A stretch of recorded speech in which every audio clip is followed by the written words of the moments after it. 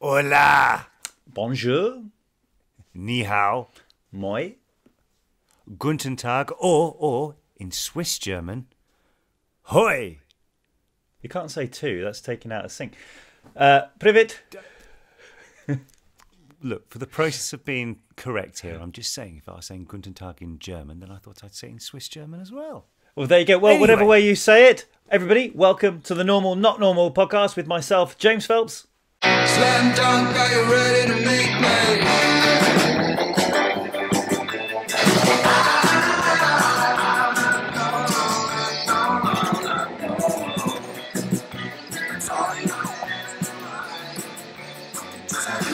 And me, Oliver Phelps. And guys, thank you so much for joining us today. So, as I'm sure you're aware by now, but in this season, we are talking to a variety of inspiring people, including actors, sports people, producers, activists, and like today's guest, Martin Blencowe, business people. Now, when I say business people, Martin is actually one of the co-founders of Cameo.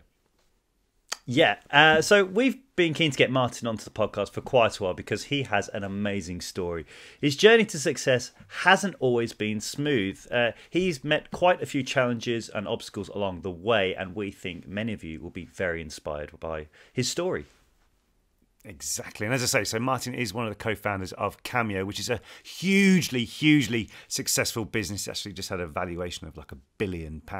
Sorry, $1 billion very recently. But anyway, I know lots of you have come across it. But for those of you who aren't too familiar with what it is, it's basically a platform that allows you to receive personalised messages from your favourite celebrities and people in the public eye. So you could order a message for your mum from her favourite singer, for example. And I must stress now, from the very beginning, we are not being paid a penny by Cameo to talk about it or anything like that. It's literally just all ties in, because obviously it's Martin's company and we don't want you to think that this is just one massive advertisement campaign. We haven't taken one penny for it. But before we get on to everything else to do with Martin, talking about advertisements, this is an advertisement. Merchandise is here! So this is one of our, from the Did You Know range. I suppose this is James's Did You Know, isn't it? With the, You could... logo on the side right here as well. There you go. You see, you can wear it like Oliver's doing, or you can wear a bit more smart casual like myself. You see, there we go. A Did You Know? Did you know? This is how you can wear it. Did you know you can wear it like Oliver's wearing? We're very excited because since the first episode, you guys have been asking about merchandise, and we flirted the idea. So we've been looking at different ways to get it done, and we're very happy that we've found a few things which we hope you guys will enjoy too. And I'm sure you will. There's everything there. There's baseball caps, there's hoodies, there's sweatshirts, there's really cool mugs as well. You're going to need to check out the mugs. And even more importantly, I think than anything else, an official normal, not normal rant bags. There's 2 versions are on the site as well. So guys, if you're wondering where can I have a look at this, check out represent.com/normal, not normal. That's represent.com/normal, not normal. And the link is in the bio below. It isn't. I assume it's below. There's been some actually working with the guys there on the design team at Represent. I literally they said, so what are we thinking? And we've had some really good back and forth with them about like ideas, and obviously putting across a lot of the ideas what came from you guys as well, which has been very good. If you're wondering why there's no pictures of the drum on there, it's because it's actually quite tricky to make it look like it's suave. Like we've tried to make it stuff that you can wear out all the time and maybe engage in conversation with somebody. But as you'll see, more than anything, it's all about having fun, and it's more about just, we listen to what you guys have been asking throughout the whole of the season. So luckily we were able to do it before we finish right now. And also, I think it goes without saying, if these products are successful and you guys enjoy them, then obviously there'll be more down the line. So we hope you enjoy them. We've had a lot of fun seeing the journey of them coming together, and I'm really excited for, hopefully you can walk around with your very own Did You Know? Do you imagine walking in somewhere like, did you know? Just drop that in. I think that'd be quite good. Anyway, back to Martin. So we've been on Cameo for a while now. Sorry, James, before you get going, I need to add one more part. And I just want everyone to know as well that we will be donating part of the profits towards different causes what have been raised throughout the whole season of Normal Not Normal. Obviously, it's a give and take from everything what's been going on with this whole season. Like, everyone's input has been absolutely amazing, but we just think it would only be fair if part of the proceeds raised from these amazing merchandises are going to be going back towards helping causes that we've discussed throughout the whole season. So for your support, if you end up doing it, thank you so much. It's very, very, very appreciated. Anyway, did you know? I'm going to keep doing that now. Did you know? Tell us, James, what we're doing this show. Oh, okay, so like I said, we're speaking today with Martin, who's one of the head guys at Cameo. Now, we've been doing Cameo for a while now, and I think what people might not realise is it's actually a lot of fun for us to do. So we love hearing from all of you on it, and sometimes it's even been a part of bringing important points in your life. So we've had very fun times of making videos for people, whether it be birthdays, whether it be anniversaries, whether it be gender reveal parties for unborn babies. We've had such a great time making these videos, and also the Cameo calls. And I know a couple of the guys who listen to this podcast and watch this podcast, we interact on that every Tuesday for myself, pretty much. And when do you go on your Cameo calls, Oliver? Kind of as and when, really. As and when I'm going to do it. But I do want to say as well that there is actually a bit of a confession. I do get quite a few of the different ways to say hello through the Cameo calls from chatting to people, because people already come prepared with, right, can you say it like this? Like the whole Swiss German thing earlier, I actually learned that this one. But actually, talking about the Cameo calls, speaking with people the other day, can I say a big hello, just so I'm sending my best wishes, especially to Lisa and Olivia, who are going through. They were telling me it's a bit of not been the best weeks for them. So just let them know that I'm thinking about them, as I'm sure everyone in the Normal Not Normal family is as well. Whatever it is, I'm not going to go into details why, but just let everyone know that we're wishing them all the best. And that goes out for you as well. If you're listening right now and you're thinking, I'm not having the best week of it, we're fully behind you and wishing you nothing but the absolute best for it as well. Very much so. So I guess let's just crack on, shall we? So whether you've heard of Cameo or not, I think you'll enjoy this episode a lot. And it may even be something which will inspire you to follow your own dreams. And to be honest, we're hoping for a few insider celebrity stories. Also, the questions that we were able to put to Martin, we actually were able to put on our on the Cameo fan group. I was actually able to write down, okay, so we've got Martin, co-founder of Cameo, coming on. What questions would you like me to ask? So there is, I suppose, another audience participation element to the show. There we go. We're doing well here, aren't we? We've got them. We're doing well. It's almost becoming normality for the show to have audience participation. On a run. So listen out if you submitted a question. Hopefully we'll have asked Martin it. So, Oliver, take it away. Well, I suppose that leaves nothing else to say. Ladies and gentlemen, sit back or walking or relax, whatever it is you're doing right now. Listen up, watch it, enjoy us chatting to Martin Blencowe. Martin, thank you so much for joining us today. How are you doing? Doing good. I'm meant to go to Dallas today, so I really don't want to get on a plane. I'm going to go in for literally I'm going in for literally for 5 hours. So, but the worst part about it is since 2020, I tell you, I've been so used to being around my girls that now I get homesick, even if it's like 12 hours. I'm like, I miss my girls. I want to get home to my little girls. So, anyway. Is that a usual thing to get? I mean, I know it's different in the States to pretty much anywhere else in the world. Like in the States, a plane is like a bus. But is it like you literally fly in the morning, do what you need to do, and you're back home that night? Is that a standard thing? It kind of feels like taking the train in England. Yeah, I would say it's the same thing. Like you're used to getting on a plane. It's probably easier to get a plane than a train most places in America. So yeah.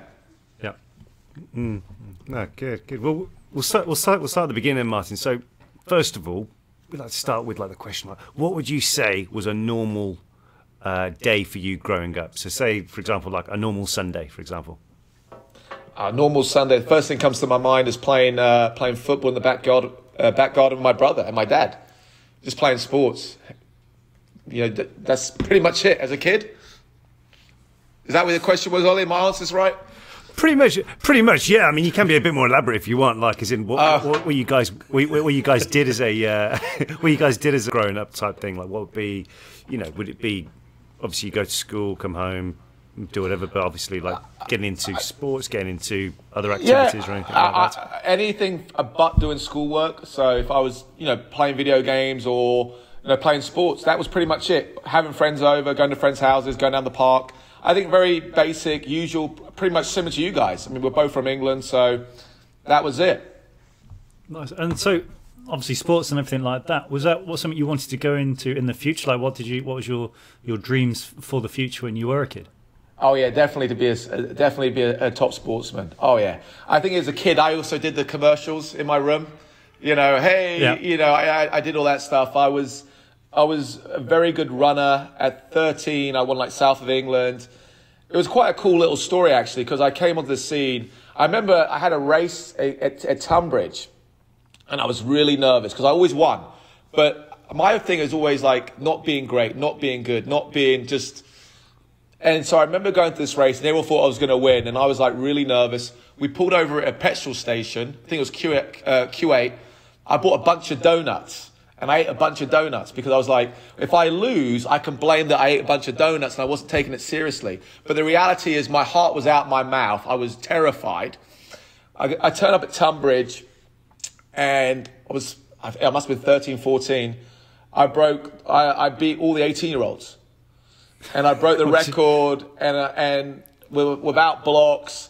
I mean, and also I ate a bunch of donuts. What was in the donut on sugar? Is that how it worked? Yeah, and then I remember my dad. I did this thing, and then my dad rang up like the English schools, whatever thing, and said, "Look, I got my son. He just ran these times. Oh yeah, those are good times, but yeah, let's see if he can do it at a proper event."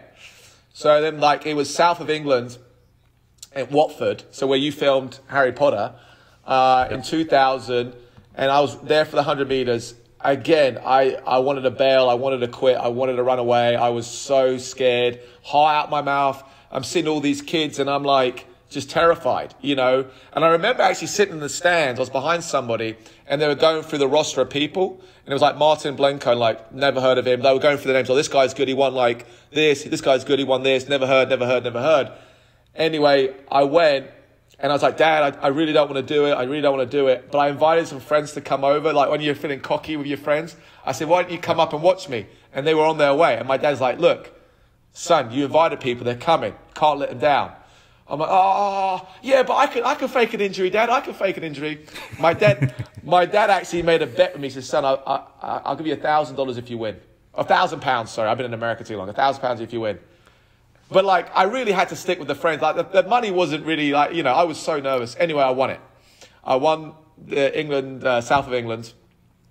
And it was a really cool feeling doing that. I remember getting in the car, and I'm going to go to, like, see my dad's parents in Nuneaton, my grandparents. And I remember I'm in the car just driving. It's like I was there for hours.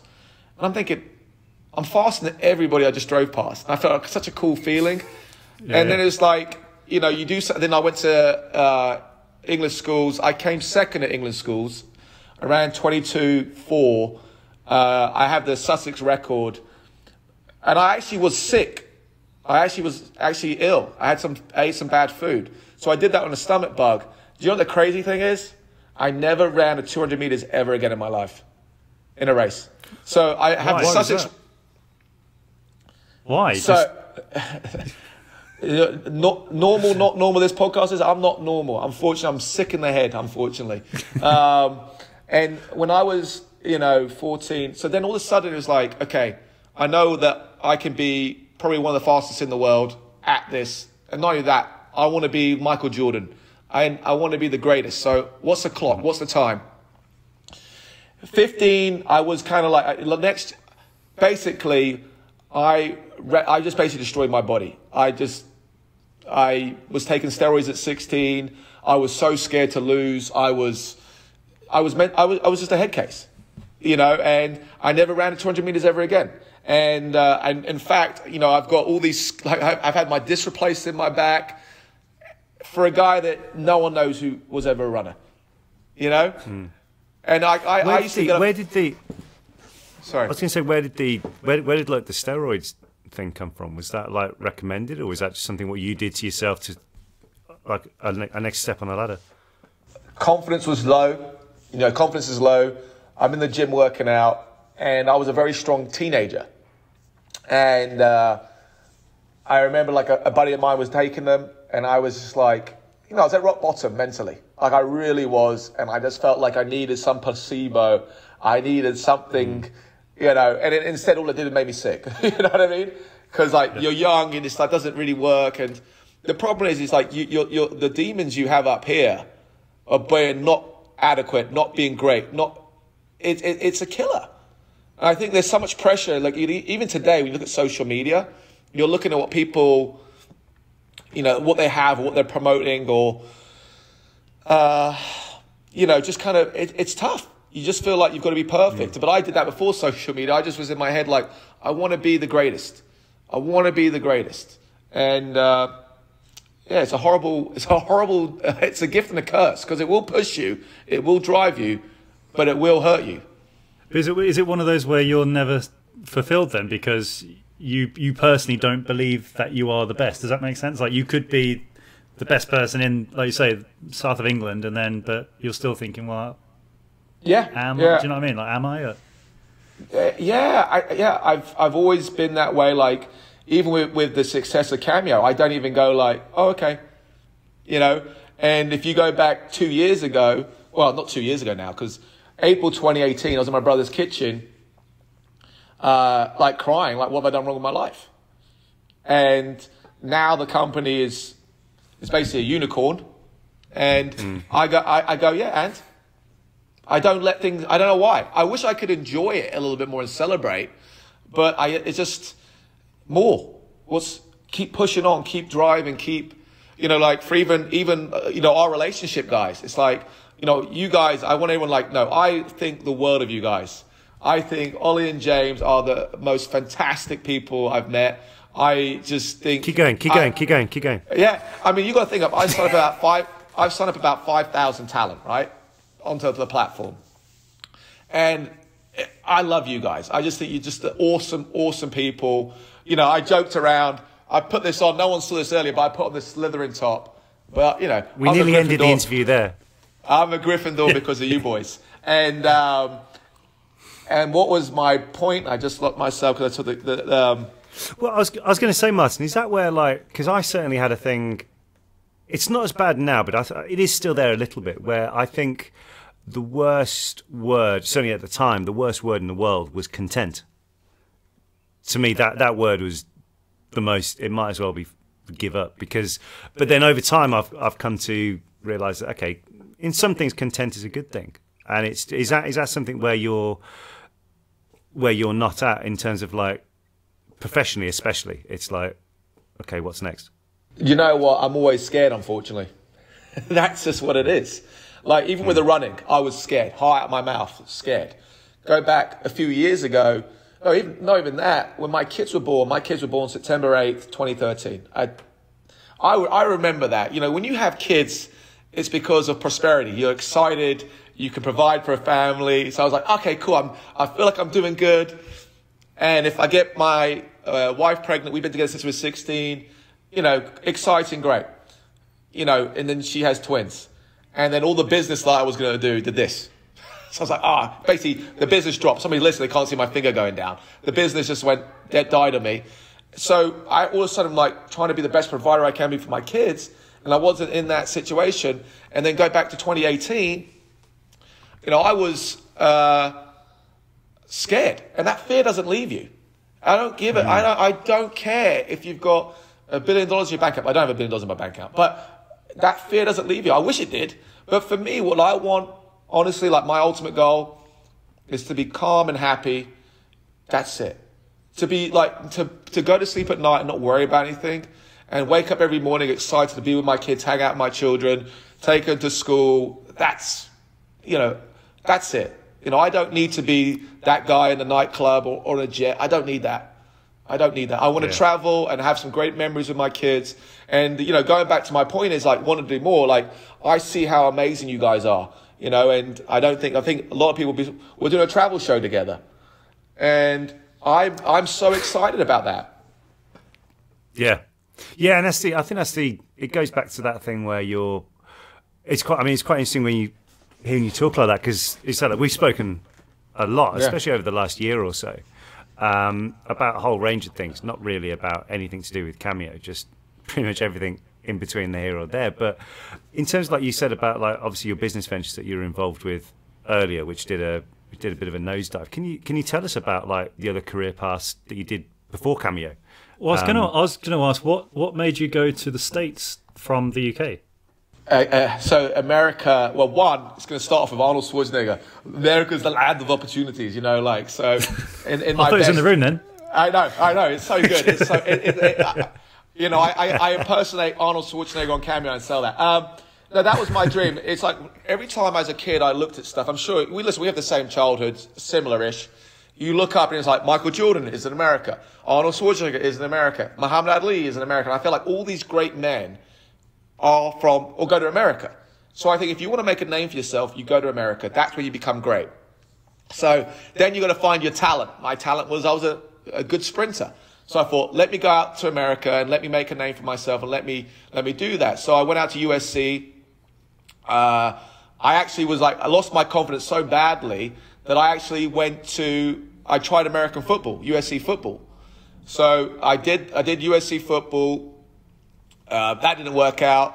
I went back to running. Then I got injured. But so that basically was it. I was like, I didn't make the sports happen in this period of time. Let me do something in the entertainment space. And the reason why I said entertainment was my dad was dying of cancer when I was at college. And I remember going to my dad, and this is why I love you guys so much, is I would escape and go to watch a movie at the cinema. And I loved Harry Potter. So I'd go watch Harry Potter for 2.5 hours. For 2.5 hours, I could escape the beeping machines. I could escape the nurses and doctors. Oh, he needs these pills. Oh, can you go get this? Like, I could escape. And I'm like, I want to do that for people. I want to like make people this happy. How do I do it? And at that time, not the Wall Street crash, because that was 1920. But the markets collapsed and So they could have 2008. Yeah, 2008, 2009. Yeah. And 2009, yeah. My dad said to me, son, you should try and find a way to finance movies, because they keep saying, they can't finance movies. I said, Dad, you're nuts. How the heck am I going to finance a movie? Like, how am I going to do that? It's like tens of millions of dollars. And my dad goes, son, it's probably not that much money and you'll find a way. So I remember I had a couple of internships with a couple of companies. And I remember one of them, right, I got in early. Like, they were so excited, like, oh, great. I'm like, so excited. I turned up. I was there like an hour early. Yeah, I'm all pumped up. And they had me sit on the sofa. And like 1 hour goes by, 2 hours goes by. I'm seeing the clock going down, right? And I'm like, 3 hours goes by. And then the woman finally calls me, oh, sorry, we were screening a movie. I'm like, okay, cool. Like, well, yeah, what can I do? What can I do? And they're like, oh, there's nothing for you to do today. You can work the reception. I looked at that like, I don't know why. I just lost my temper. I went, you know what? You hire a receptionist. I'm here to learn. I'm here to provide value. I'm here to do something. Like, also, they don't know in the back of my mind that my dad's really ill. And if I'm giving you my time, you better make it worth something. So do you know what I said? I said, you know what? Screw you. I'm out. You wasted my time. I'm out. But I didn't say that to them, obviously. So I just seemed like and then I didn't realize how small Hollywood was. So then she gets on the phone and calls up this other company that I have an internship with and goes, Martin did this. And I said, yeah, I did that. And I explained why. And he goes like, hey, Martin, I really like you. It's fine. You still got the internship. Oh, wait. Hold a minute. I said, how much are you paying me? He said, nothing. And you're calling me up because I had a situation with this woman who basically wasted my time today. I said, yeah. I said, you know what? See you later too. And I'm thinking, we're in the space of half a morning. I've blown 2 internships. I'm like, you idiot. I remember my wife saying, why are you telling me off? You're too fiery. You're too much passion. And then I had an interview with a company. And I basically, the guy's like, do you want to be my assistant? I said, no, I'm here to raise money for films. And then all of a sudden I was helping raise money for films, and I was able to do that for a few years. But what I was doing was helping raise money against the foreign side of the business. So to the people listening, when you have a movie, let's say you have Bruce Willis in the movie, you can sell Germany for X, you can sell England and all these other countries for money. So I was raising money against potential money that could come in from those territories. And that business just, I did it for a few years. That business died. It wasn't a get rich thing, but you could pay your bills. But for me, my ultimate passion was really to create cool content. I wanted to do, just do fun things like fantasy, sci-fi. Like people say, would you want to win an Oscar? I said, no. Who wants to win an Oscar? I don't watch a movie about a guy that's dying of cancer. I lived that. It ain't fun. I want to be taken to a world where I can escape what I'm going through and have some fun, and enjoy this fantasy. And so yeah, that died. But in the process of that, I met Lee Steinberg. I hope I'm not rambling, boys. Lee Steinberg, who is the super agent. He was Jerry Maguire. So so he had all the number one picks. He had like Troy Aikman. These are all the number one quarterbacks. Like Troy Aikman, Steve Young, like everybody. And he thought I'd be a good agent. Sports agent. Yes. Yeah. Sorry. Thanks. Correct everybody there. That's all right. And he thought I'd be a good agent. And so I actually one day I took the test, passed, signed a guy for the Seattle Seahawks, had him record a video message for a buddy of mine. 6 months later, we made that a business. And it's been a blessing. And my point of the story is I've had to evolve a lot of times. And I hope when someone's listening to this that I can give them some inspiration. It's like sometimes we feel like this is our destiny and this is, what's going to be the thing that, you're going to be successful with. And it's not. And you've got to evolve but always have a passion. Always have something that's deep down burning you that's going to drive you forward. Because if you haven't got passion, you're never going to be successful. And the reason why the celebrity with Cameo, why I went after talent is I want to do a lot in the entertainment space. And I thought if I know every celebrity, I can do the entertainment side. So every day I go out excited about who I'm connected with, who I'm speaking with, who I'm building a relationship with. And I think if you look at my Rolodex, it's so random. Yeah. So, and I'm only getting started. I know that because whenever I speak to you, say, I was just speaking to such and such. Well, of course you were. Well, that may get me onto the next bit, because the cool thing, what we've been able to do on the app, is how we were able to ask the questions this time. So I put a message on my area on the Cameo thing, and fortunately there's about 35,000 people on there who follow me type thing. And I was put down, we're interviewing you. If anyone's got any questions for you, please send them in. So should we get to a couple of those what got sent over? Because I thought initially, because we have done one or two listener participation parts of the show anyway, but I just thought, considering it's still quite in its infancy, Cameo, really, isn't it, as a thing, although it's got a huge valuation or whatever like that, it's still in its infancy. So it's quite cool to get some questions through from guys who, I don't even know the answers to half of these questions, so I'm looking to learn something as well myself. So if you like, we can. Love to. What was the inspiration of creating such an amazing platform for fans to connect with those that they admire? Okay, I can answer that one. So you got to remember, when I started the business, it was very personal reasons, unfortunately to say. So when I started the business, I was an NFL agent, and I had signed Cassius Marsh. And this story is forgotten about now, just because of the time. September 11th of that year, we started Cameo. Cassius Marsh was player of the game against the Miami Dolphins. All right. And so I'm an agent. He's my only client. And I said to myself, if I can make these guys off the field money, I think I could sign everybody. Because at the end of the day, how they play on the field, that's up to them. Them working out, them dedicating it. But I thought to myself, if I could make these guys off the field money, that's where I was going to sign everybody up. So I didn't think Cameo was going to be as big as it is. That shows you. Because if you think of my mindset, it was just like, all right, let me just find a way through not social media, through having a website that we could just sell some video messages, and then, the guy made $1,000, and maybe we'll sell some merch. So like in April a few months later, we sold merch. We sold Cassius Marsh socks and mugs, and the premise was making money. But as you started doing it, you just saw like how much these videos meant to the fans, and like these influencers we had these like influencers that took off. And then it was like, oh, wow. And it was really eye-opening to see how much the fans wanted to connect and talk. Whereas before it was just kind of like, all right, let me just find a way to make these guys, like, make cashless money. I've got to add as well, I noticed in the back of Joanna's video there was lots of Funko Pops, which is your, like, indulgence, is it not? Oh, I love it. I love them. I've got, I must have over 100 odd of them. So I collect Funko Pops of people I get on Cameo. So sometimes when people say, who do you know? I forget who I know. So I look at my Funko Pops. Oh, yeah, I know that guy. Oh, yeah. Like, I forget. But also, each one has a story behind it. So, like, when I look at I've got, you know, Fred and George Weasley there. I think of the text message from Tom Felton said, hey, I want to connect you to a couple of classmates from school. And I just thought that was, so cool.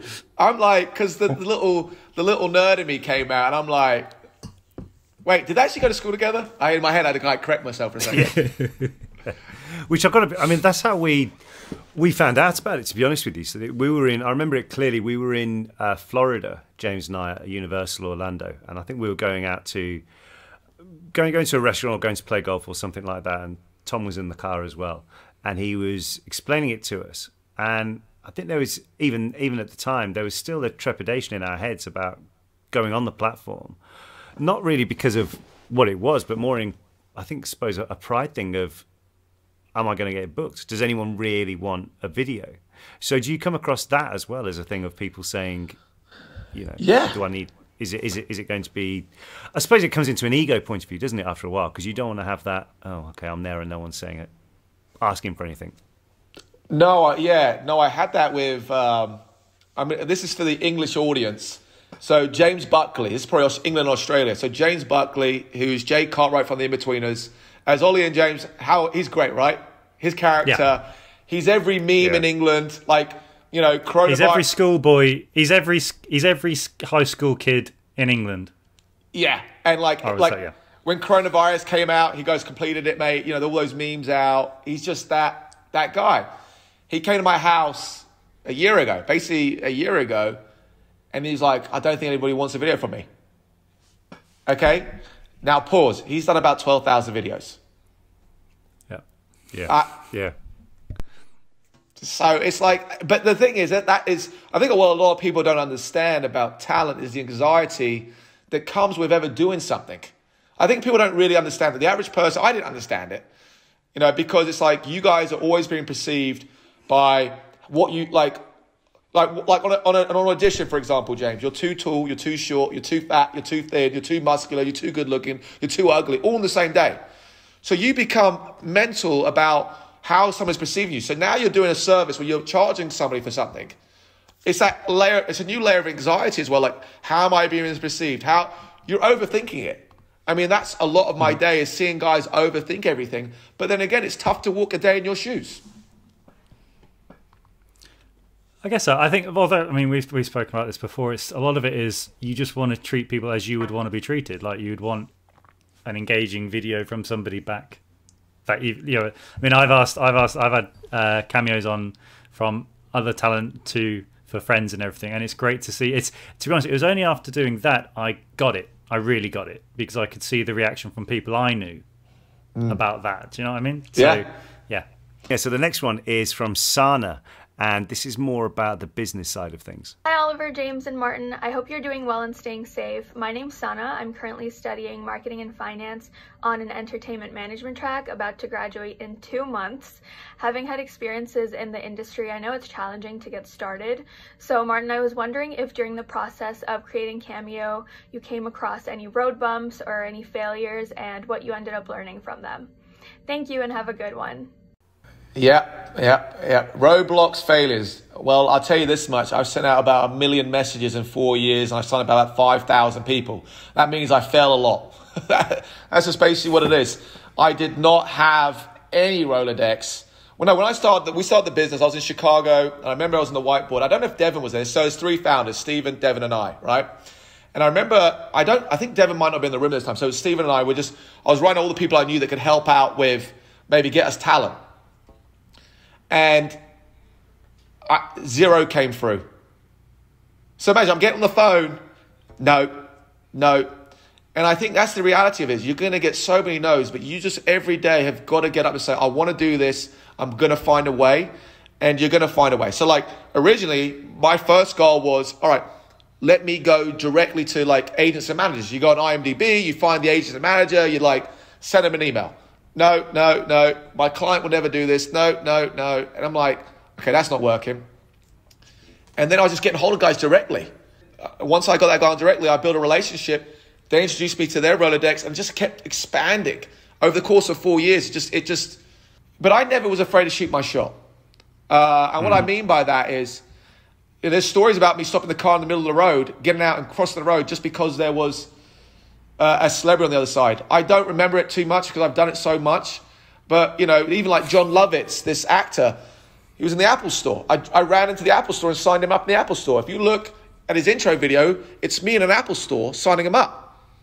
Like, I've gone up to everybody, but I was scared. I was a dad trying to provide for my kids. And I think sometimes you need a bit of fear and pressure. As long as you can channel that fear and pressure in the right way, it will drive you. And that's what I had. I still have it. I wish I didn't. But it makes you hungry, I guess. You have to have it so you don't hold a grudge with people. Like, say if you ask an agent for this, and it doesn't, and they say, it won't happen. Like, can you not hold a grudge with that agent because you know that they may have someone else that you're going to have to speak to eventually, or? Yeah, absolutely. You always got to have good relationships. There's no point losing a relationship over something small. I think sometimes I do get upset. Like sometimes I speak to an agent, I do get irritated sometimes because it's like, I remember when I actually got my NFL license, I tried to get a job as an NFL agent. So I reached out to all these companies and didn't get anywhere. And you think about it, I've signed up pretty much the whole of the Hall of Fame of NFL football players. I told them I would get a hold of people, and no one believed. So you're sitting there, and it's I hope someone's listening is I couldn't get a job. This was not been an easy journey. So, and I'm proud to talk about these failures because I think everyone's so quick to talk about how easy everything was. It's there's nothing easy. Yeah, were there times when you were, say, firing off messages to people to try and get them on the platform, and for every, say, because even if you just go on the rule of on the ratios to say for every yes you had a couple of hundred no's. I don't mean all at the same time, but that type of over the course of the thing. So were there times when you were doing that you would literally be I don't know, in your office or in your kitchen or whatever, and things are just not looking your kitchen, or and things are just looking a bit what am I doing? Is this going to keep going? And then there's obviously traps of just being stuck in one environment as well all the time. Did that ever come into play? Yeah, absolutely, it does. You're sitting there going, you question it, but also with Cameo, you get these kind of strange wins where it gets you really excited. So you'd be sitting there going this is so tough. Why am I doing this? But because I have so much volume out there, you know what I mean? I'm always being connected to someone. So my day could be slow, and then it'd be 9 o'clock at night, I'll have a comedian that I'm trying to get hold of for ages, Andrew Dice Clay, suddenly call me up. And so I got all these random ones. I'm going back early on, I'm trying to use a lot of the Harry Potter stories.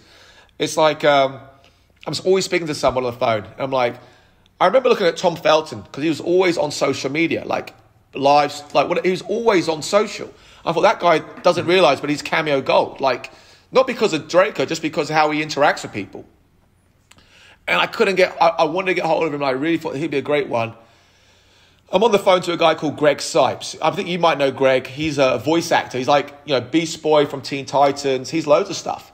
So I'm on the phone with him talking to him. He says, hey, Martin, I got a buddy that's crashing at my house right now. He's I said, yeah, who is it? He goes,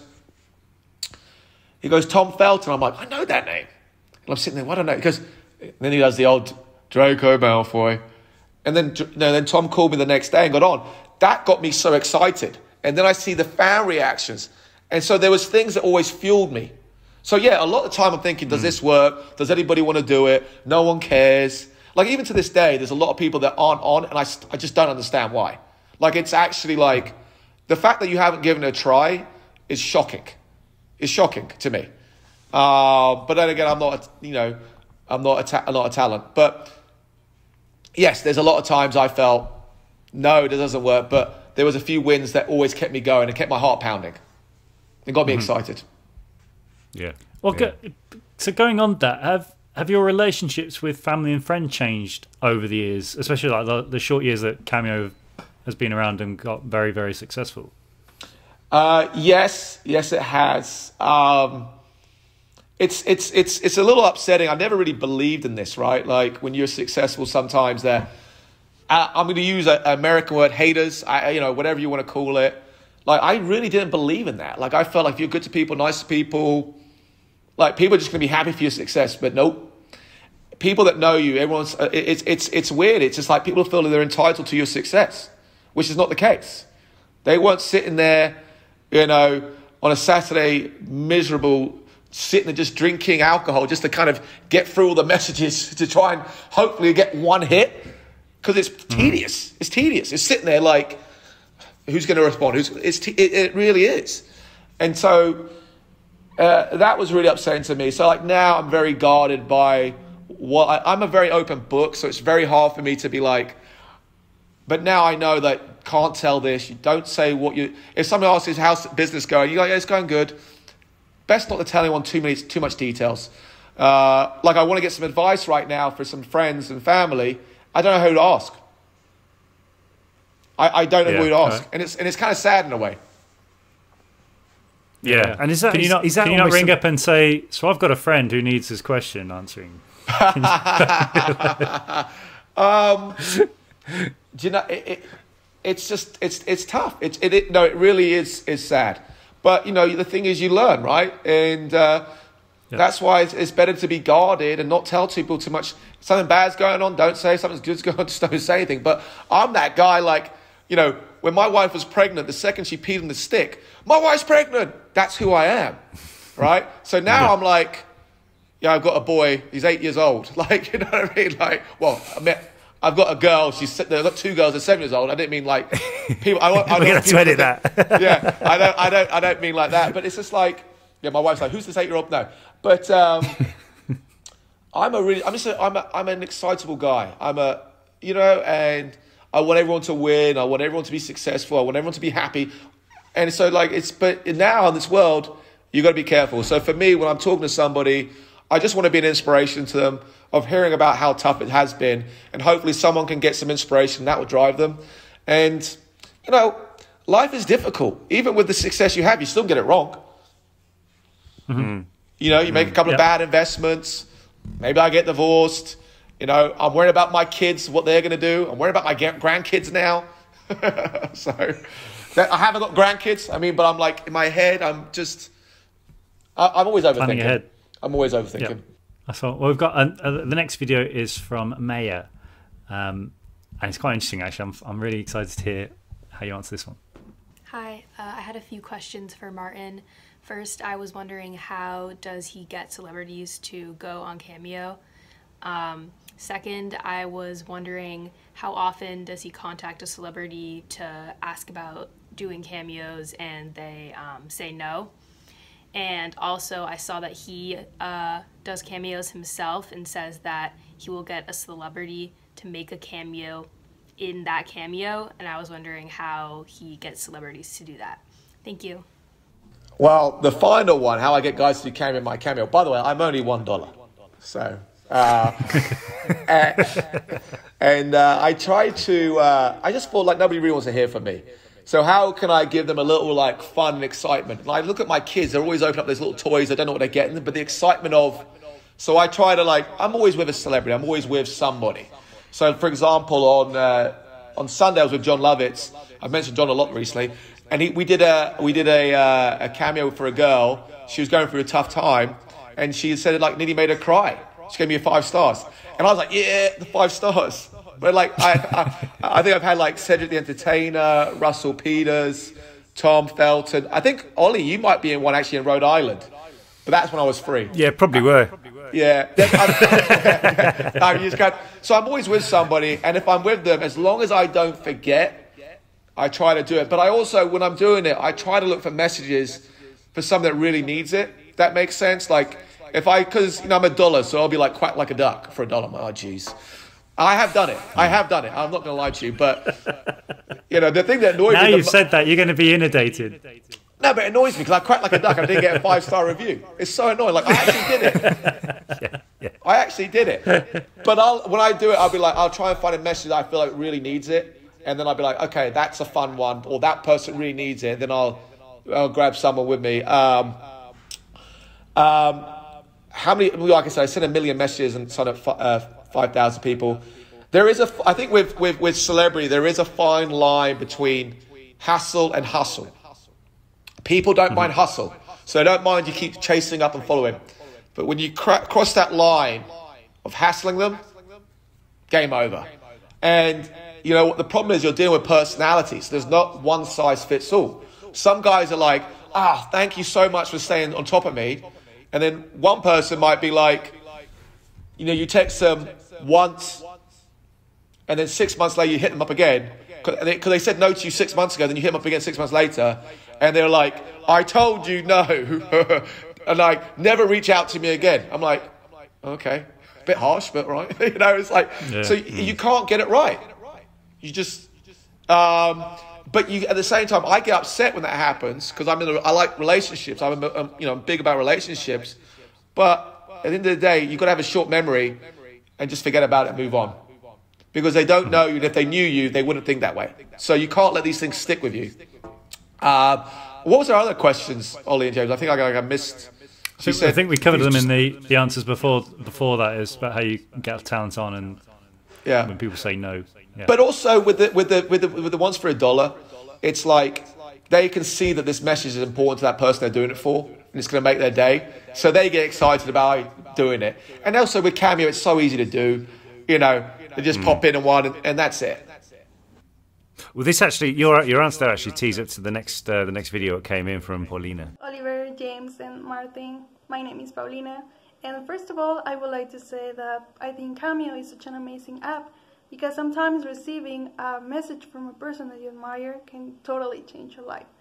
So my question for you is if you know about any touching story related to the app that you can share with us, please.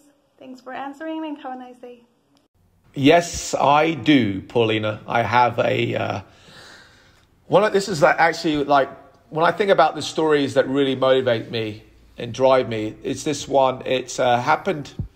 It was probably it could have been like the top 100 cameos. So like we've only sold 100 cameos.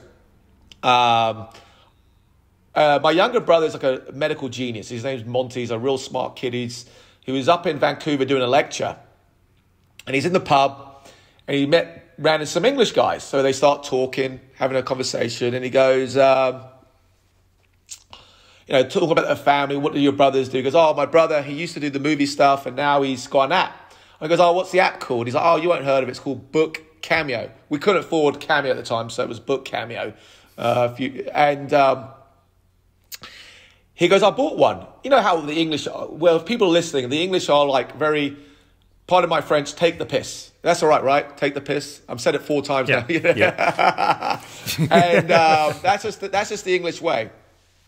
And so he said, I bought one. And Monty's like, yeah, right, you bought it. He says, no. He said, I bought one from C.T. Fletcher. So C.T. Fletcher is this motivational powerlifter.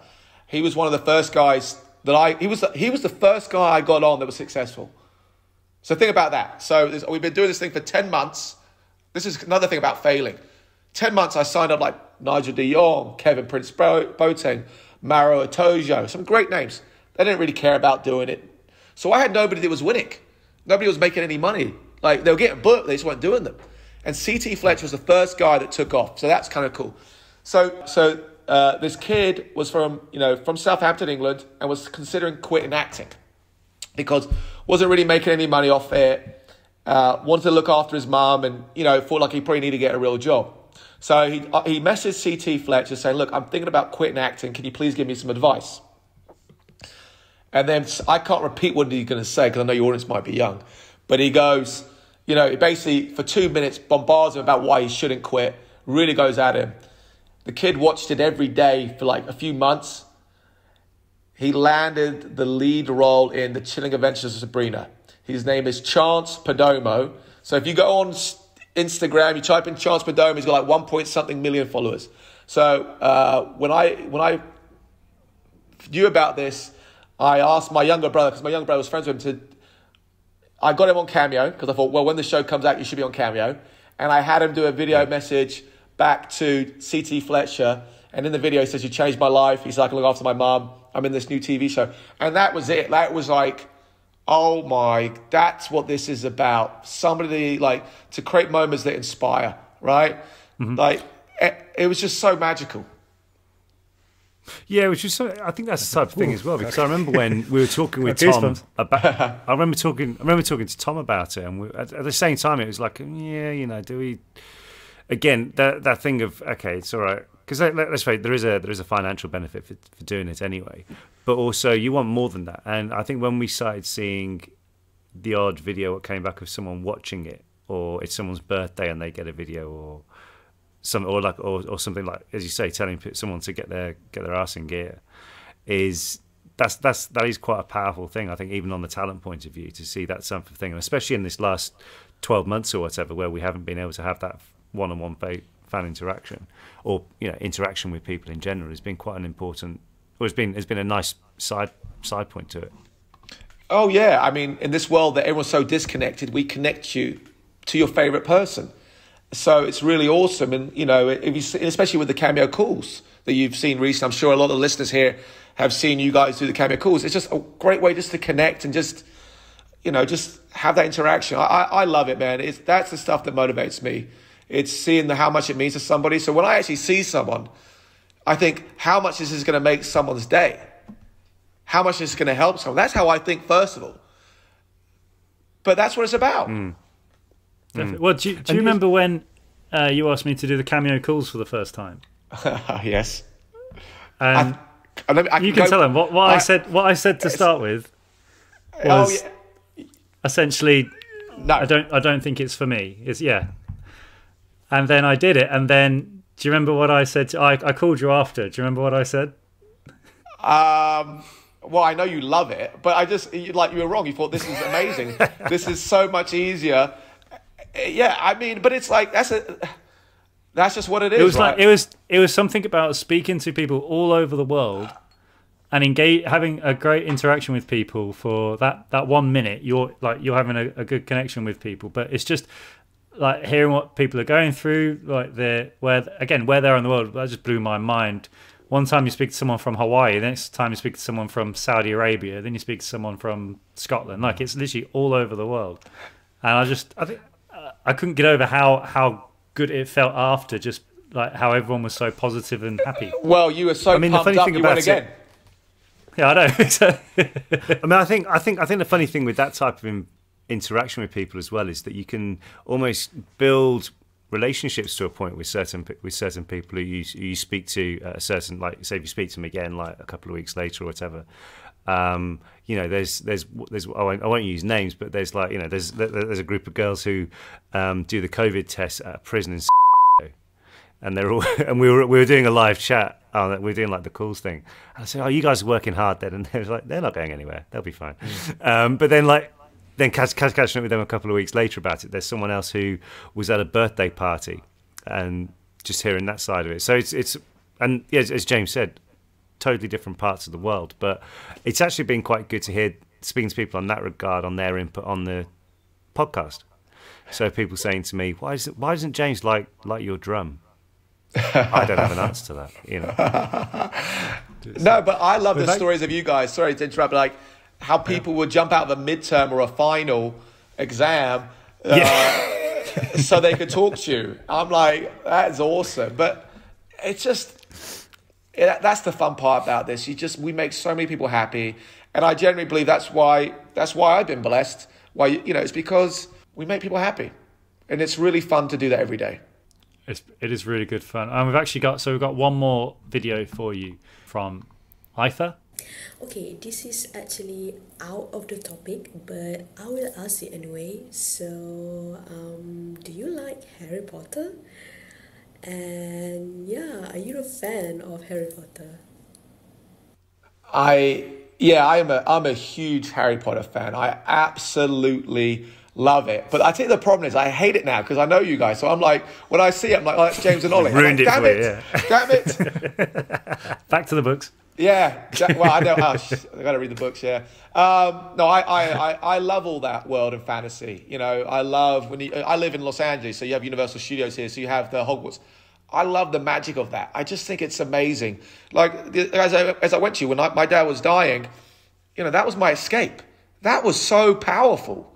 For 2 hours, I'm like, I remember when the last one came out. No, not the last one, the second one, because I think Deathly Hallows Part 1. I said, Dad, it was like early in the morning. So I thought, if I go now, like first showing, I can be around later. I said, Dad, can I please go? He goes, of course, son. And, you know, I'm motivated. When my dad died, I was really motivated to help people with cancer. That was something that really motivated me. I wanted to be in a financial situation where I could do a lot of good. And then when my kids were born, Sabrina and Savannah, all I cared about was just making sure that I think you see me on a video when I'm talking to them, is like, I never want you to worry about anything ever in your life. You know, like, because I was scared at that point. Like, that's when stuff got tough for me. And so I remember sitting there, you know, and then I remember it was 4 months later, I really needed to go home. I was so mentally, physically, I just wanted to go back to England for a minute. I go home for Christmas. So I flew back with the kids. This was, December of 2013. And then January 2014, you can see this in the newspaper. My daughter, Sabrina, went into NICU in England, in Brighton, because she couldn't breathe. She had bronchitis, which is very common. 97% kids get it. But with her, it's deadly. And I remember being in this hospital room. You know, I went in the hospital. They flushed out her nose out of snot. And I thought, okay, cool, that's it. Taking her home. They're like, no, she's bad. I'm like, what? You know? Next thing I know, I'm in this dark room. It's pouring down with rain. The ocean, the sea was just like the waves. And the woman comes in like it could be deadly, which you just hear it. Not could, you say it's deadly. You know, like it's like, oh my God, she's going to die. That's the fear hits you straight away. It's like, then they said something to me in this thing. They said, Martin, we don't have the right machines to look after your daughter. She might need to go to London. And Brighton's Brighton's a good city. It's not like, yeah. And I remember going, geez. So I just started praying. That's all you can ever do, right? And I said, God, please don't take my baby. You know, I was thinking about when my dad died. I never thought I could recover from that, right? And when the idea of Sabrina dying, I remember thinking to myself, I can't kill myself because I've got another one to look after. And I remember being so scared because I'm all about, the idea of, it ate me alive. I said, God, please do not take Sabrina. I will do a lot for this hospital. I'll make sure we get all these machines. If you take her, I'm not going to be as good. I'm just going to let you know. So if you want a motivated Martin or you want a not motivated, which one do you want? And it was funny, like now that I look back at it. So Sabrina came out of hospital. And we did this thing called Sabrina's Wish, and we got a Vivo 50 ventilator for every room in the NICU in that hospital. But you know what I did? I got on the phone. I called up everybody. Donate. I just did this. I did what I did with Cameo. Every morning and night, I just was on it. And so now what motivates me is I would like to do things to help people. So I need to put myself in a better financial situation. The nice thing is I know a lot of celebrities.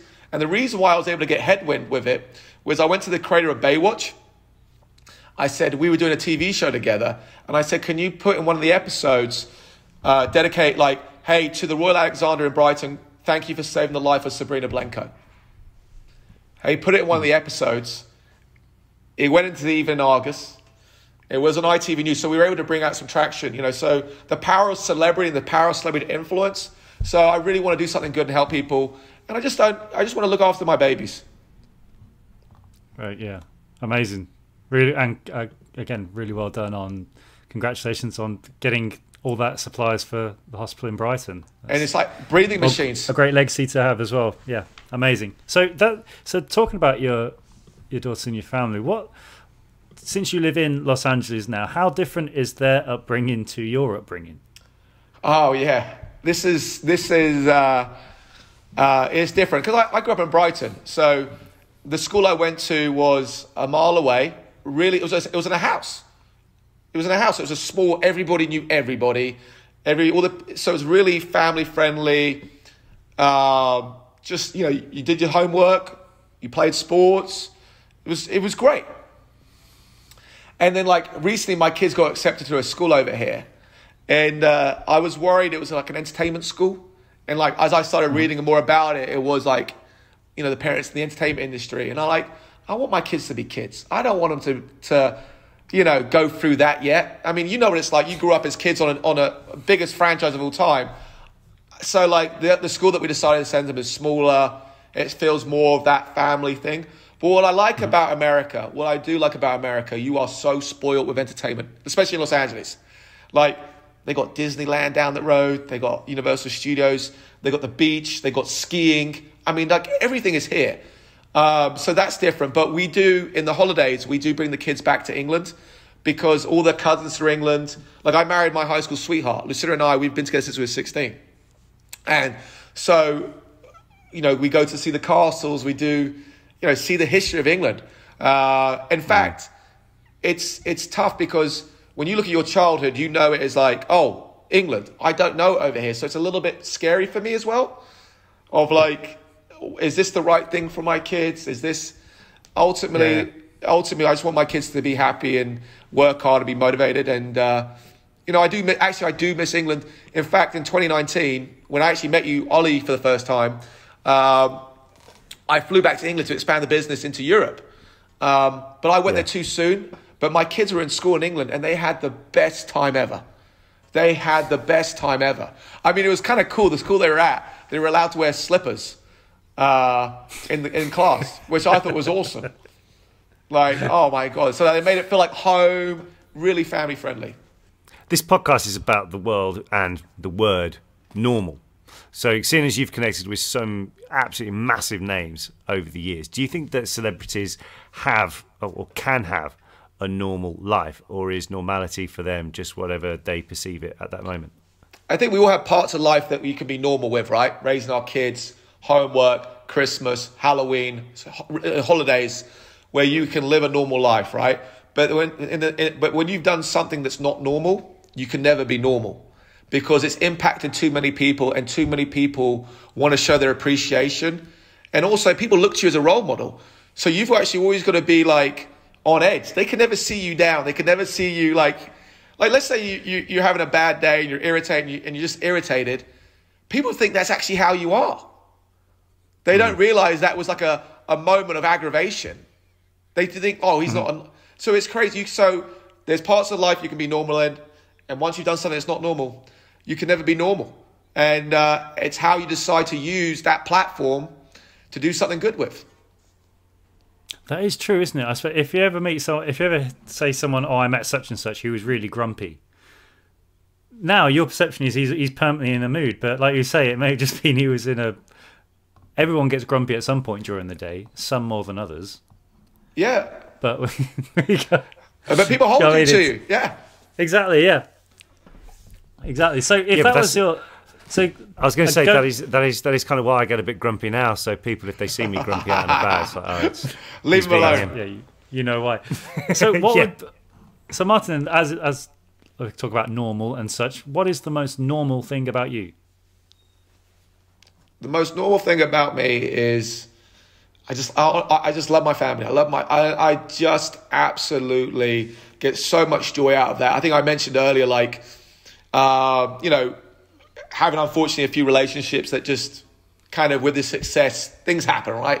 So just kind of being a dad, and I can't wait for the world to reopen, to take them to Universal Studios, take them this, because their smile on their face, that excitement, it brings me so much joy. Like my daughter said to me the other day, says, Dad, I'm sad. I said, why? Savannah said, I'm sad. I said, I can never be 6 again.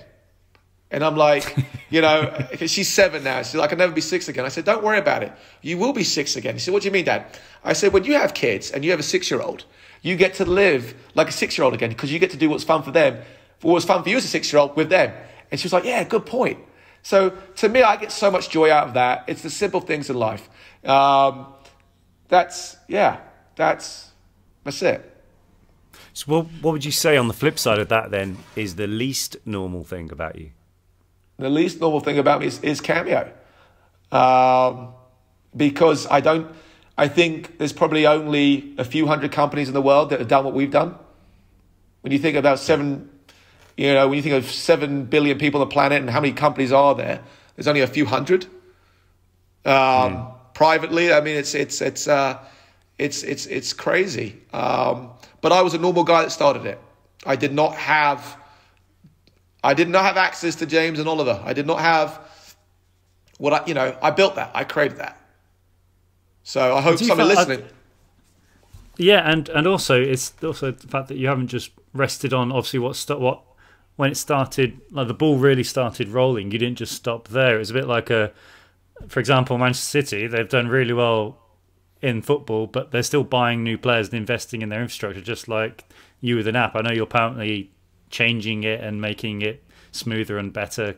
So that's something as well to remember as well, isn't it? Not to rest on, not sit, but not just rest. And if it got well there, then you got to keep pushing it.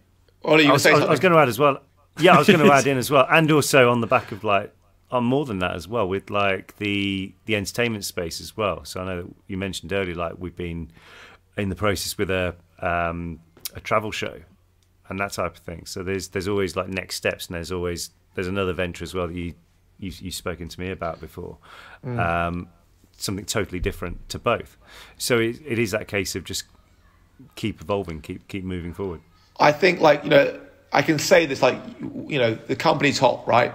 And momentum attracts momentum. And it's like once you get that level, you've got to stay on top of it. Because I remember that when we didn't have that momentum, I remember we didn't have that light and that spark. So more opportunities to present themselves more than ever. And it's like you've got to stay on top of it. And it's kind of like when you look at like Tom Brady, the quarterback for the Tampa Bay, he just won his 7th Super Bowl. And they go, which is your favorite Super Bowl? He goes, the next one. And I think that's such a great line. And if you look at the success of Man United, when we grew up as kids, they dominated because they always wanted the next trophy. And I think my personality is that way. It's just, I want more. And it's not necessarily because of financial gain. It's just because I just want more. I can't explain it. It's a desire for more. You want the next, What's next? Can you ever celebrate the win? No, I had a big win a couple of years ago, and I wasn't ready for it, and I was miserable. Which should have been like the happiest day, one of the happiest days of my life. I was miserable, and I was miserable for about 6 months. I think you need to be in a good headspace, when you have wins to really appreciate it, because if you're not, you never truly are. And I think for me, it's just like, I do want to celebrate. I do want to start celebrating more, but I guess that's not who I am. I'm always scared. I'm always in fear. I know it sounds crazy, but it's like, not good enough. Keep going. You're not, there's this like, I don't know why I think that way. We were chatting a couple of weeks ago, we were speaking to somebody else, and I remember saying there that I now, if I'm doing something, I have to believe that I'm going to do it. And if I do it, then I don't get excited that I've done it, because that was the whole point. I knew I could do it, and that's how I did it. So it's very rare that I achieve something and I'm genuinely buzzing about it because of I need to do it. I set my mindset to, you can do this, so that's how you believe in yourself to do it. Does that make sense? Yeah. See, I'm the opposite to that. I used to be like that, and then I think if anything, I've gone the other way. So it is taking those moments to be like, yeah, that is cool. No, I don't mean a long moment. Don't mean like speaking about it for until Kingdom Come, but like having that step back and that. Nice. Okay, so when you were doing the biggest franchise of all time, right? And blockbuster after record breaker after record breaker, how did you celebrate those wins? No, not really. No. See, that's my point. You're in the moment. It was a job. It was a job. Whereas now, I think if there's something what I do, be it in a different business venture, be it I don't know, I win at a golf match or something like that. Yeah. even for just like half an hour or something like that, I'll be absolutely buzzing. But that's more an intentional enjoy it, and then it's a case of right. Okay, that's healthy. I think it's great. different. But when it comes to like a film, for example, you talk about the Harry Potters, we knew the literally thousands of people that came together to make those. So I don't know if you can celebrate it on your own or feel like it. Do you know what I mean? Like it Yeah, but you brought these characters to life, right? And you took it from the book and then made it. But the thing is, it's again, that's not normal to me, right? Like I'm listening to you guys, like I would have probably been like, you know, I'd have probably had a time of my life. But then again, when you're in the moment, there's also that pressure of, what are you doing next? What's going on? What's this? What's that? Yeah. So it's kind of that's always the thing you're asked, isn't it? Is, oh, what are you doing next? Yeah, it's like, well, I just spent 10 years on this thing. Give me a minute, you know. Let me breathe. Yeah. Let me go have a couple of pints down the pub. So yeah, very much so. Cool. And so, Martin, I always ask what they're now called as the 3 a.m. questions. So, idea being that the right answer comes to you in bed when you can't sleep at 3 a.m. But what is your favourite book? I don't read. Honestly, I don't read a book. My favorite book. Oh, jeez. I mean, I might have to go back to when I was a kid now. This thing. I think if you look at books that kind of, do you know what it is? My favorite book was. I want to go grab it, but I've got these headphones on. So when I moved out to America, my dad read a book called Lucky Man. It was about Michael J. Fox. And he said, Martin, read it. And guess what? I don't read. So I think I got the audio book in 2012 and listened to it. It really had an impact on me. But my dad wrote me a note on the inside of the book. And he says, son, basically talks about, no, that's not, my daughter heard me. I'm in my living room. And she brought me the Bible. That's not my favorite. That's not my favorite. I thought they needed to know some Bible stories, so I got it. And my dad wrote me a note on it, and it basically says, we're there to support you. We love you so much. But he had this line there. There's basically a line there. It says people like that you connect with, basically. So the thing that I came out here, I had all these talent. I came out here to do this and this, and none of that worked.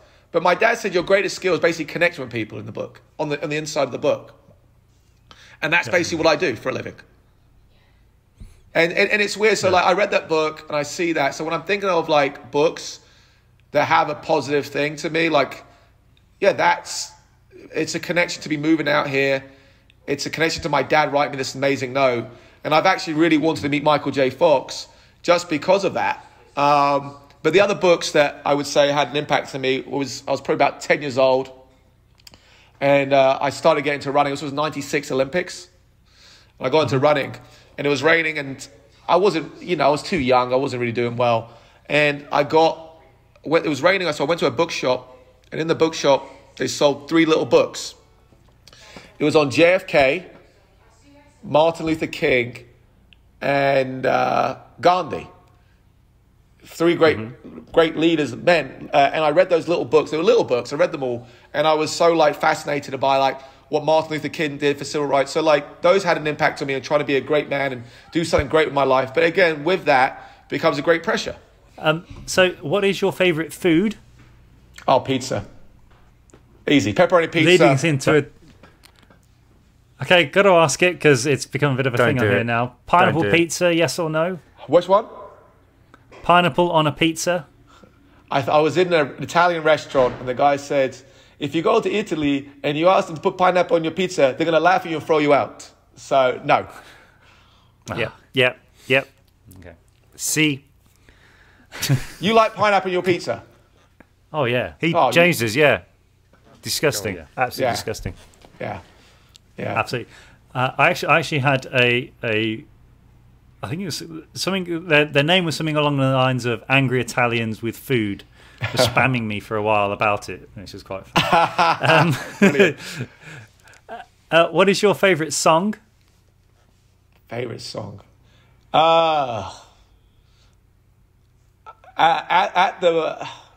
you know what is my favourite song? Do you know what? I don't actually I love 80s music. That's kind of it. I love 80s music. It has kind of. I find 80s music has an emotion. You can kind of. You know, like I like I hope it's 80s. I'm not wrong with it. Like Sting did An Englishman in New York. I love that. I just love that type of music. That's just, you just feel like, now I listen to music, I got no idea. You know, like I was in Atlanta and I was with all these, like, you know, the current rappers. I had no idea who they were. Like, I had no idea who they were. I was trying to tell them I thought Bruce Springsteen was a new artist. You know. Very good. What is your favourite movie? Good. Okay. I gotta put it out there. Harry Potter, but I do like Terminator 2. Yeah, but Harry Potter, I would say. Okay, right answer. And what is your favourite quote? Get to the chopper. And it could be from no, it could be. Wait, it could be from a film. It could be. It could be anything. We're using that one. Yeah. Yeah. Favorite quote. I think. Do you know what? Like the second we hang out, oh, that was my favorite quote. I think right now, that the thing that's really stuck in my mentality is, that Tom Brady line. What's your favorite? What's your favorite Super Bowl? The next one. And I think right now that sticks with me right now. That present time, that hits me. As a kid, America's the land of opportunities. Like that hit me. So I think right now that's hitting me and that's resonating with me. Very good. Cool. Well, that was all the questions we've got. Martin, thank you so much for joining us. That was really fascinating. Great. Do I just hang up now? You can wait. We'll stop recording unless you're in a rush. All right. Hey guys, thank you so much. I love talking to you guys. You know that. So this is awesome. I thought that was absolutely fantastic being able to chat with Martin today, because I suppose like a lot of people we've spoken to in this season where we've spoken a lot to them, but never like those type of questions, and just working out or just going through the whole process of it as well. And I think one thing that I'm sure everyone will agree with me is what a resilient and relentless guy he is. Definitely. So I've known most of Martin's story before, but I'm really grateful that he went into such detail in it. And it proves that it's not just a straight rocket to the top in whatever you're doing. And just because you get to what some people say is successful doesn't mean you're always going to stay there. So it's a challenge when you're at the top as well. So huge thank you for Martin coming on and being so very honest with us in all the struggles that he's had, and I hope he goes on to have nothing but continued success. And like we said before, and we've said plenty of times during this show, this is not a Cameo ad show. This is just a story which we're very excited to share with everybody, and it just shows that, if you keep going, find that niche idea, because since Cameo, how many other things have come up like this? Yeah, exactly. There's been quite a few. So I guess you're just going to be one step ahead of the curve. So try and find that next thing. Yeah, or is it a unicorn was the term that he used, which is very, very true in that type of market. But no, as we say, huge thank you to Martin for sharing his ins and outs, and also just like the personal story, like when he was talking about his daughter when she was born, and obviously raising money for the hospital down there in Brighton. I think just that side of it as well just shows it's not all about business. It's on about leaving you can have a legacy, but you can also have an impact. And there are sometimes two differences to those type of things. So yeah, very, very happy that he was able to share that with us. And he's been, as I say, a strong supporter of the podcast already. And just, hopefully this is bringing a big smile to not only him, but many other budding entrepreneurs who are listening to this thinking, I could do something like that. Yeah, and to be honest, I'm just going to throw him under the bus here. He's probably listening to this right now on his treadmill. Because whenever you speak, when he's on his treadmill, because that's when you get a phone call from him or something. So if you're listening to this now, Martin, keep running. No, but he doesn't even run on his treadmill. He just walks on it. Oh, is he one of those people? He's a hogger of the treadmill. He's not here to defend himself. He's not here to defend himself. No, anyway, look, it was, as I say, going back to what we said earlier, very, very enjoyable having him on. But also as well, it got me reminding me of some of like my favourite, not just, I suppose, just experiences, because obviously in this whole COVID era, as it would be, if you were to describe it as that, obviously our interaction with people has totally changed. So James and I normally spend 3-4 months of the year, I suppose collectively that is, away from home, on the road and doing different stuff, and also meeting many people.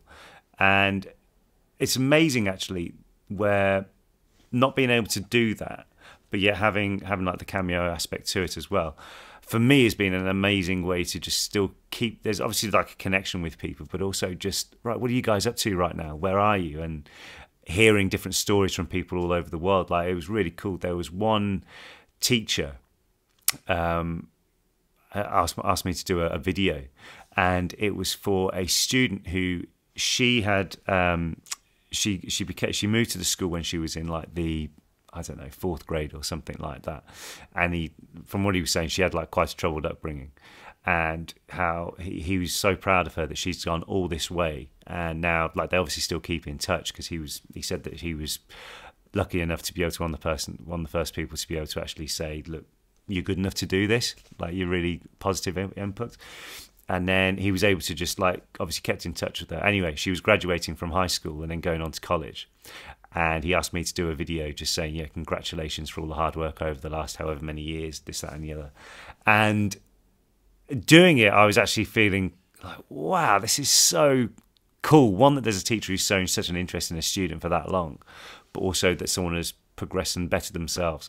And the cool thing about that was that they actually sent me a reaction video, they call it, when she received it. And that was even sweeter to see that side of it. So it was, as we mentioned earlier in the show, seeing the reactions and seeing people is such a gratifying way of doing things, but also it just keeps the communication with people, because at the end of the day, we're all people, aren't we?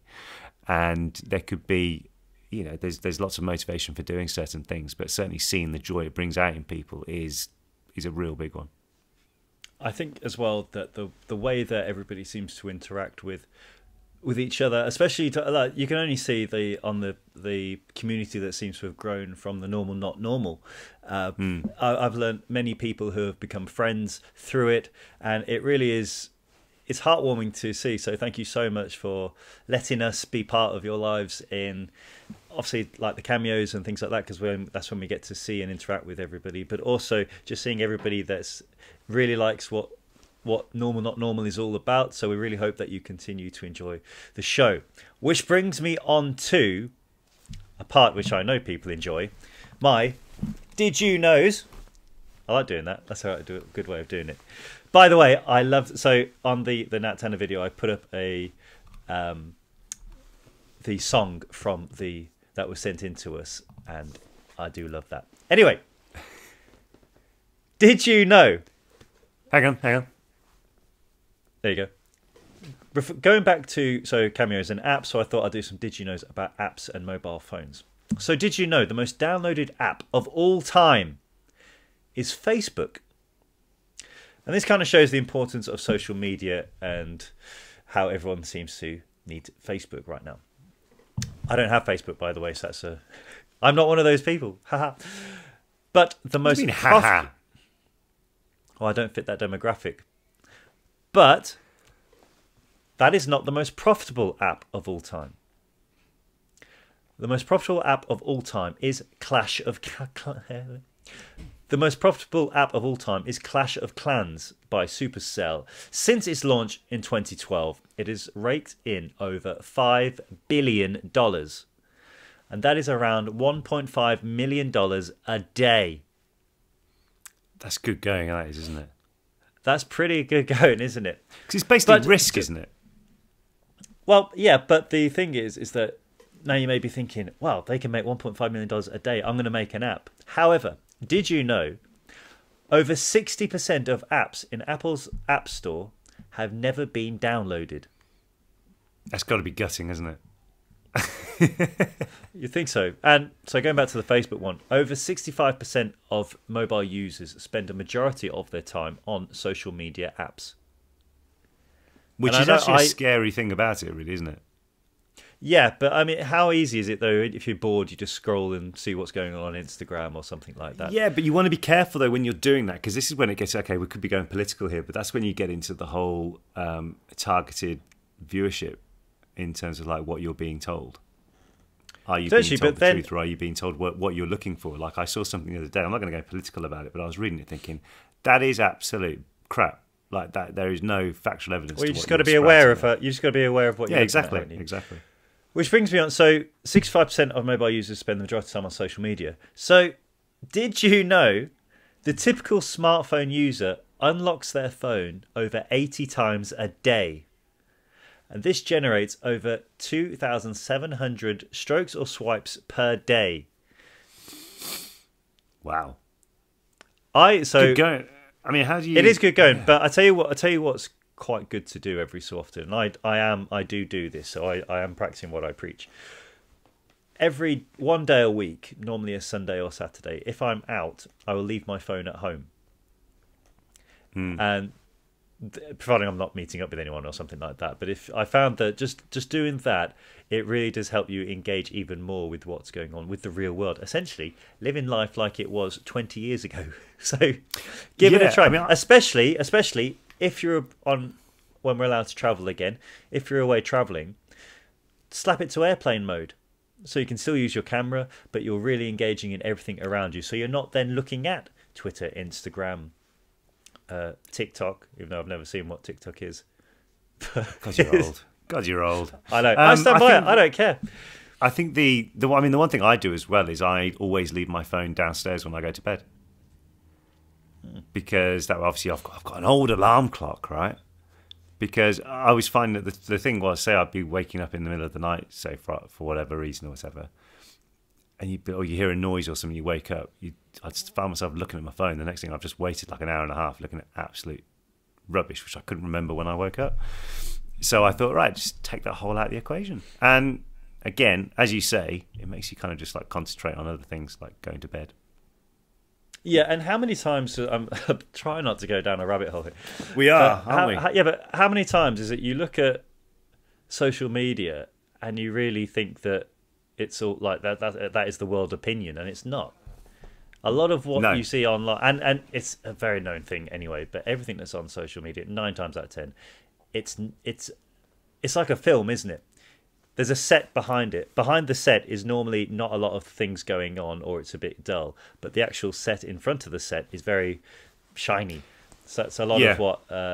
and to be honest, I've seen it firsthand. I've met people who on their social medias are all very, I'm going to this party, I'm doing this, I'm doing that. And then when you meet them, they're so dull.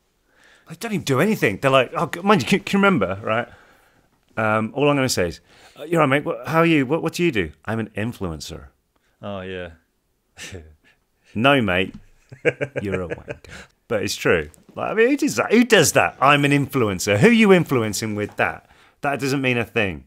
Do you know what I mean? Like, there's all this thing. It is. Yeah, I don't agree with what you're saying there. So anyway, that's in my Did You Knows. Thank you very much for joining us this week. We had a great time chatting to Martin. Actually, I'd like to throw in some ideas. Hang on, wait there. Right. So, drum time. So you may be wondering why it is drum time. Well, luckily, I've had so many people getting in touch, sharing their drum names. Because I mentioned in a previous episode how I would like to have a name for my drum from Japan from many, many years ago. So we've got a couple here. And actually, while I'm thinking about it, I wrote one down the other day when I was on Cameo Calls. So to start one off, it came in and it was called, what about the Yokozuna drum? The Pineapple Destroyer. Yeah, I like that. That was a good one, wasn't it? Yep. And so, as I say, luckily we've had quite a few come through. So if your name isn't mentioned today, don't worry, we have seen it. It's just we don't want to drag this out all about talking about the name from a drum. But what did come through, and it says, "Hi, my name is Bean and I'm from Germany. I have a name for Oliver's drum. It could be Victor Drum," like a little Harry Potter reference to Victor Crumb. Very good there, Bean. That was very intuitive. Very good one there. James, have you got any more? Brian. No, you can't just make them up. It's like what messages that people have sent us. So anyway, here's another one from Scarlett. I'm sure someone sent one in saying Brian. I think you should name your Japanese drum Fuji. The boy named Fuji means unique and honour and is the name of Mount Fuji. I like that one a lot, Scarlett. Another one from Jane says you could name the drum Izume, which is short for Amezun. Come on, which is short for Ami no Uzume no Mikoto Azume. who is a goddess from Japan mythology who is created with creation of taiko drumming. She is the guardian kami of art and entertainment, marriage, joy, harmony and meditation. I'm pretty sure, Jane, I just butchered all that name, so thank you very much for that, but I'm not sure whether Azume would work unless you call it its full name. Well, it may be. Anyway, we've got another one now, and it says, "Hello, I'm Tatsuya from Japan. Since you asked for a name for your Japanese drum, I've come up with a good one. How about..." Now, this is where Tatsuya's done me a bit here, because it's written in Japanese, but luckily she was able to write it phonetically. Shinshitsu Kibotsu, which means that something suddenly appears and disappears consistently, and its whereabouts are unpredictable because Oliver always brings it out of nowhere, and we can't predict when it appears. I thought this name would suit it. The name also includes god and demon, which could also be associated with the drum in Japan. I like that a lot. I think it feels... I think that may be a winner. Bit of a mouthful. Shinjitsu Kibotsu. Have we got a winner for it? I think, well, it's your drum. Shinjitsu Kibotsu. So we'll call that. Yes, that'll work for this week. So thank you very much for all that. Very quick random fact as well. My new telescope arrived. Hooray. It's twice as big as my old one. And heavy. It's a lot heavier than I thought it would be. But I'm still learning how to do it. So I'm going to put some more photos up very soon of my stargazing. But anyway, guys, thank you very much for joining us this week. Thank you very much for Martin for joining and sharing your amazing story with us. We've had a great time. Everybody, I've been James Phelps. And I've been Oliver Phelps. And guys, from myself and Shijitsu Kibotsu right here, thank you very much for joining us. We'll see you next week.